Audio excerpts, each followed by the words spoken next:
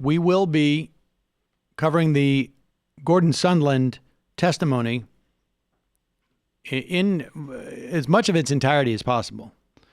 And we certainly will start at the beginning. And we will go through the show if we need to do it. One of the big things that came out in Bill Taylor's testimony was that after he gave his private testimony, a staffer came to him, staffer who was working, I believe, at the consulate in Kiev, as they say, Kiev. One is the Ukraine way, one's the Russian way. As far as I can hear, people split the difference. And this staffer overheard a conversation between Sondland and Donald Trump on a non-secure cell phone. I know. People are probably freaking out about that because we know the implications of using non-secure communication devices. That was a huge issue in 2016. The non-secure cell phone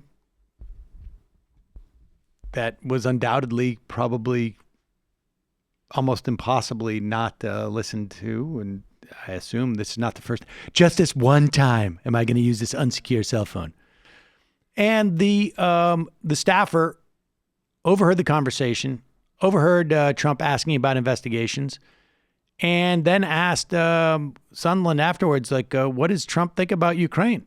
He doesn't think anything about Ukraine. He just wants the investigations. Apparently, there's a second staffer who's heard it.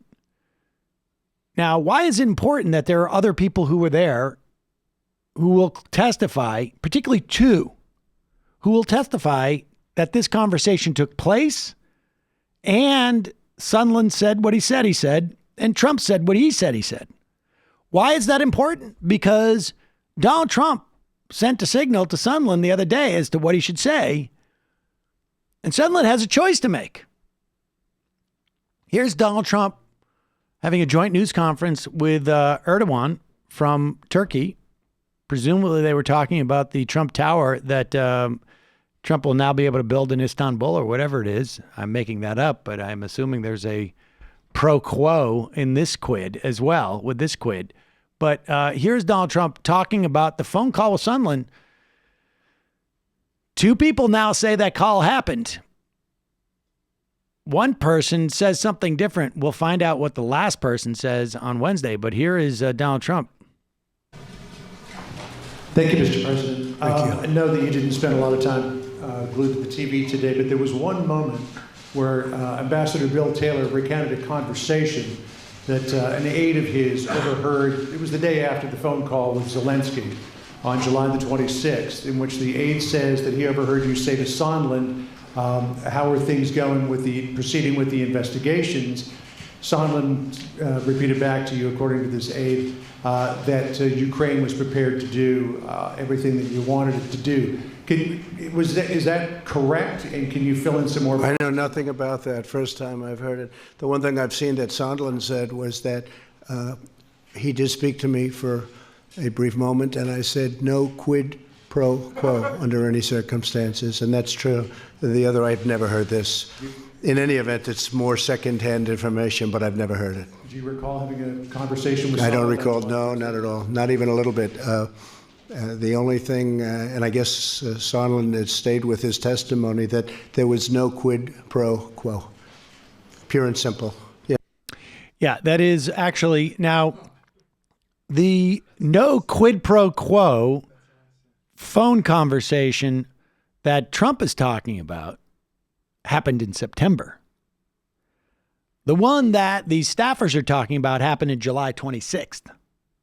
Now, you do not need to be a professional or scheduler to know that a conversation that happens in the second week of September is not the same as a conversation that happens in the third week of July.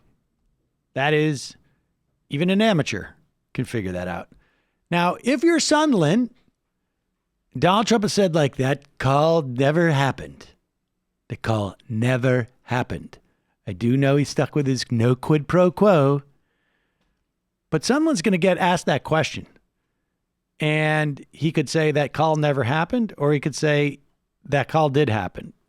Because he may end up, who knows, there may be two other witnesses who are just sitting to his left or right on that day, who are going to testify that, yeah, I heard the call. I was right there.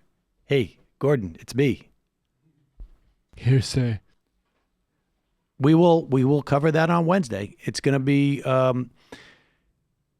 that call goes to the question of, was this all about corruption generally?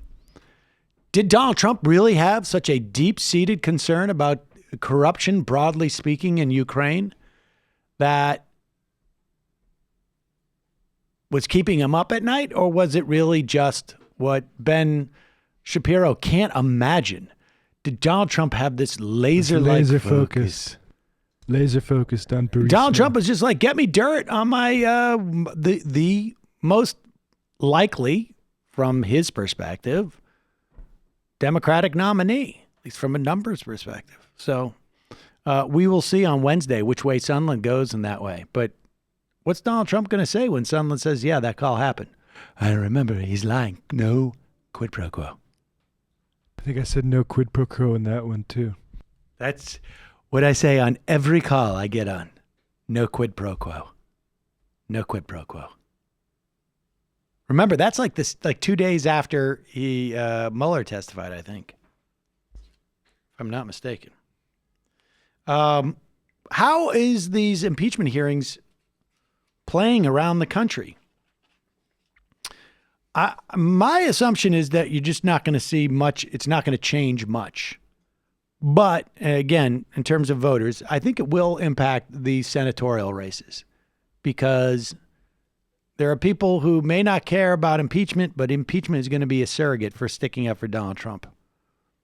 And ABC News talked to voters in Iowa, New Hampshire, and South Carolina on their thoughts on the impeachment hearing. Here are some of those now. At Trump Tower, some of the president's most ardent fans hate-watched the hearings in the lobby bar. No, our president's working. This is not stopping what he's doing, and you see it every day. Pause it now. We should say this is the Trump Tower bar. So this is like, I don't know, this is like going to a bar on on the old Yawkey Way. I can't remember what they've renamed it because Yawkey had a little bit of an issue. But right outside of Fenway Park, watching the game and going like, who are you rooting for? I'm rooting for the Red Sox, but good. And we're not tired of winning, and we're still kicking their. But out in the country, the polls show Americans split down the middle over impeachment. 49% say the president should be impeached and removed from office.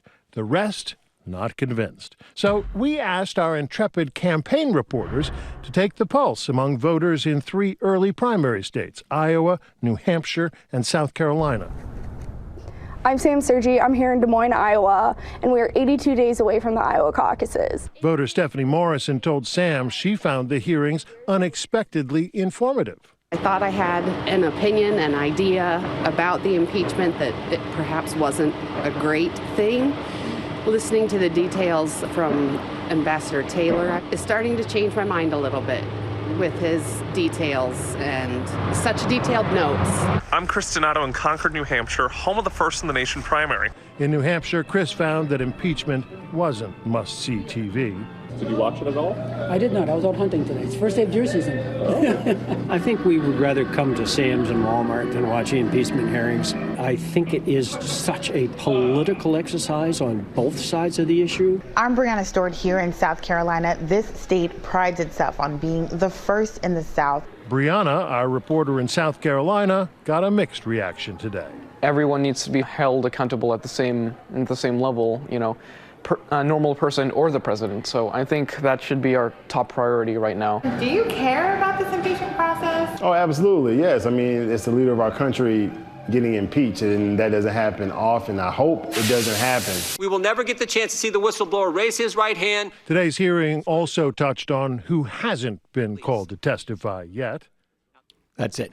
Now, look, there's really not much material you can glean from this that's material and substantive, except except that this is the way the media is portraying it. So for people who have not paid attention to the impeachment and the only news they get, there is one story they're not going to get from that narrative, whether it's accurate or not. And that is that this impeachment is hurting the Democrats. And in terms of like analyzing the political implications of it, I think that is going to be, there is only upside for the Democrats in this context, even putting aside impeachment as a surrogate for support of Donald Trump. So we'll see.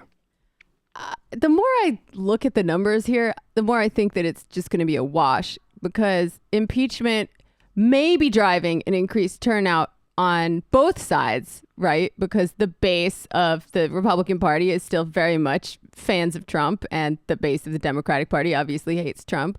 But like, if it drives turnout on both sides, but it doesn't convince that many people who weren't that engaged before, like, isn't that kind of, doesn't it cancel itself out? But not if not doing it depresses turnout. That's right. And I think there's, I think not doing it would have depressed turnout. And again, I think like the real electoral impact is going to be in purple states where there's a small number of people who don't want to vote for a Susan Collins who hugs Donald Trump. There's going to be a small number of people who just want Joni Ernst to be independent of Donald Trump, but that's going to be harder for her to do because of her vote that she's going to have to take in support of Donald Trump and protecting him. And I think a lot of these people don't want to be perceived as being protectors of Donald Trump. I would bet that it's going to be a wash in terms of what you're talking about. But it's also going to be preventing the Trump people from doing something else that would have been, I think, sort of problematic.